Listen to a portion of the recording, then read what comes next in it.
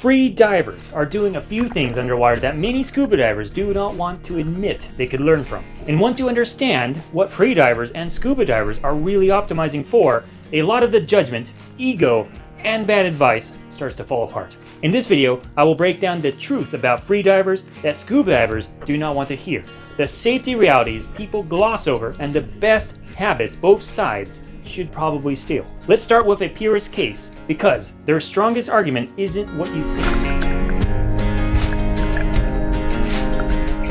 Freediving is not scuba without gear because the mindset and consequences are completely different. Freedivers optimize for quiet movement, body control, and feeling like a guest in the ocean. And this is the first truth scuba divers do not always want to hear. A lot of what looks smooth in scuba is sometimes just extra equipment covering up inefficient movement, poor trim, rushed equalization, or a diver who never learned to truly relax underwater. And if you miss that, you will miss why some freedivers look at bulky scuba setups and see a diver solving with hardware what should have been solved with skill. Their core belief sounds simple, but it is hard to live underwater without pretending. No bubbles, no cylinder, no faking calm when your body is begging for air.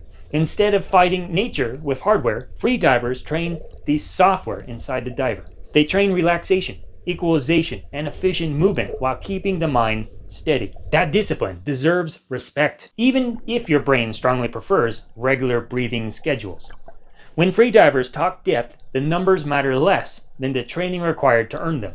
Trained freedivers can dive to 20 to 40 meters or 66 to 131 feet with supervision, a backup redundancy freediver. This is something scuba divers are fully familiar with. Elite competitive athletes can go far deeper on one breath, and that is not a shortcut without technicality. The best freedivers look effortless, but that control underneath the calm is highly technical. They manage CO2 discomfort, resist the urge to breathe, and keep technique clean under stress. Equalization matters even more because freedivers descend quickly and pressure ramps near the surface. If you rush equalization, your ears and sinuses give instant feedback, and it is not subtle. A freediver can arrive with a mask, fin, and snorkel, and exposure protection, and then jump in quickly. That's all they need. Scuba divers arrive with bags, crates, spares, and one mystery part everyone swears is essential. Also, the no bubbles argument is not only aesthetic. It changes the entire feeling of the dive. You're quieter, less intrusive, and often closer to how wildlife naturally behaves around you. And yes, there is the closed circuit rebreather divers that can have no bubbles too, but that only strengthens the point that quieter diving changes the experience. The biggest technical advantage freediving gives you is efficiency, because wasted movement costs bottom time immediately. Kicking too hard, tense shoulders, or sculling with your hands, and you will pay for it right away. That is why freedivers tend to build clean trim, softer finning, and calmer pacing without hiding behind excess motion. Those habits transfer directly into scuba, especially for buoyancy control, silt management, gas consumption, and general calm in the water. Freediving also has a very different risk profile because your gas supply is limited to what is inside your body. Shallow water blackouts and hypoxia happen with little warning, especially with hyperventilation or solo freediving. So freedivers also rely on strict buddy procedures and should never dive alone. Freediving does not require certification in the same way that scuba diving does, but formal training is still extremely valuable, and many would argue essential if you want to do it well and safely. Most entry courses are short in calendar days, but they can carry serious responsibility immediately. You learn technique, equalization, and strict safety protocols fast because the margin for error can be brutally short. Freediving also lowers the cost barrier to exploring the underwater world, and that matters. Because let's face it, less gear or fewer overhead costs make entry easier for most people. But here's the twist that should make scuba divers pause. The scuba side does not win this argument just by saying we can stay longer. Time underwater is not the same thing as mastery. And when freedivers expose weaknesses in control, calm, and efficiency, scuba divers should pay attention. So the real question is what scuba does better once the ocean stops cooperating. And if you're enjoying this video, now's a great time to like and subscribe. If you find this information valuable, please do share it with others. And I have a free scuba diving monthly newsletter that gives you the latest and greatest on the industry news, new gear, and some tips for diving. If you're interested, I have a link in the description below, and I'll see you there. So ultimately, scuba is not about being tougher because toughness is not a plan, and confidence is not redundancy.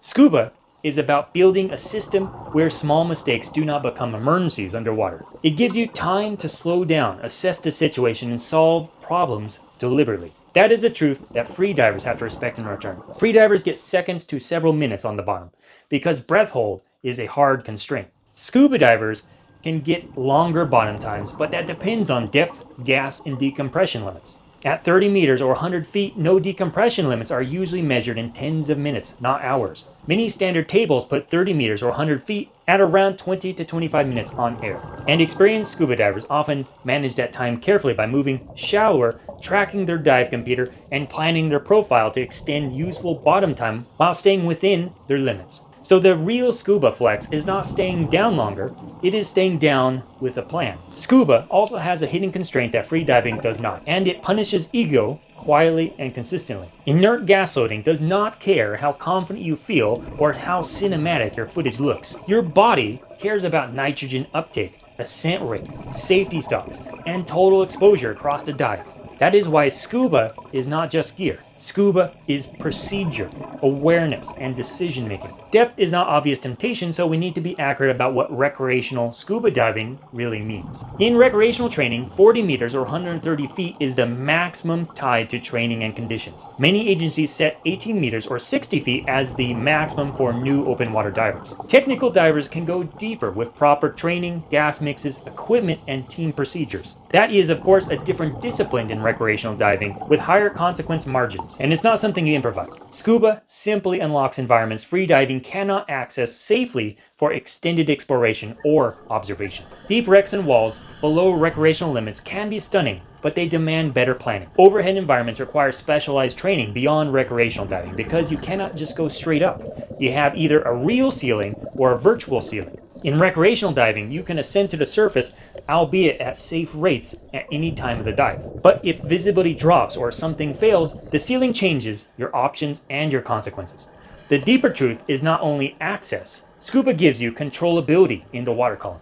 You can stop, hover, assess, and solve a problem without racing a clock inside your chest. That controllability is why scuba is powerful for exploration, science, photography, and skill development. Scuba divers see gear as capability and risk management when it matches environment and training. Backups can reduce risk, but only when you practice them and configure them cleanly. Redundancy is not a shopping list because every added item increases task load and entanglement risk. Good scuba divers add simplicity, standardization, and repetition until problem solving becomes automatic. The certification ladder in scuba diving is useful when it represents skills and responsibility, not just collecting cards. Open water certification is the start of where you become a scuba diver.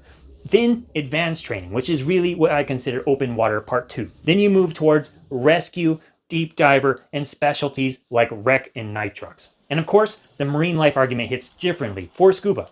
Because freedivers can be quieter, but scuba divers have time. You cannot study behavior in 90-second intervals, and you cannot wait patiently while budgeting every breath. Scuba is a marathon when done well, because you can observe instead of sprinting through the moment. The scientist side of this argument matters because scuba is physics, physiology, and engineering, not vibes. Partial pressures, nitrogen loading, decompression theory, gas management are not optional concepts. The best scuba divers look controlled and smooth because they plan turn pressures, manage awareness, and keep problems small before they become big.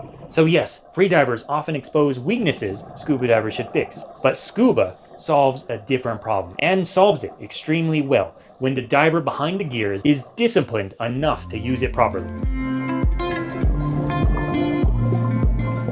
Here's the part neither tribe likes hearing, and it is also the part that helps you improve the fastest. The best divers I've often met do not pick a team. They steal the best habits from everywhere, both sides. Freediving builds skills that make you better on scuba, especially when stress rises unexpectedly. It improves breath control, efficient finning, and comfort when conditions are not perfect.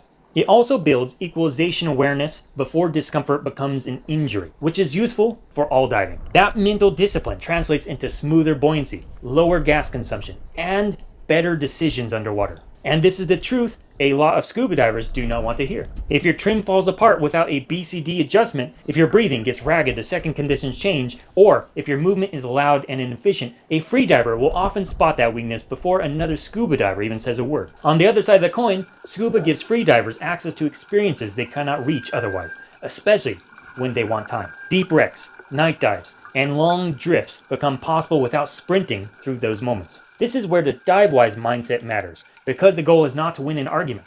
It is to make every dive your adventure, no matter what kind of diving you are doing. Mutual respect shows up when egos drop, because each side values what the other does well. At real dive locations, you'll often see both groups trading ideas and sharing stories without the internet drama. Your underwater journey does not require picking a team, as long as you stay within your training and safety. The ocean does not care what is on your back or how long you can hold your breath. It just exists, and your job is to respect it while you explore it responsibly. So drop the tribe mindset, steal the best skills from both worlds, and let the ocean make you humbler and better. If you're looking to get started in scuba diving, I have just a playlist for you to watch next here. Otherwise, YouTube thinks you might like this one over here. Check it out if YouTube hit the mark. So are you a freediver, curious about scuba, or a scuba diver who thinks freedivers get something right that more of us should learn? Let me know in the comments below. The more you know, the more you'll love and protect the ocean. Until next time.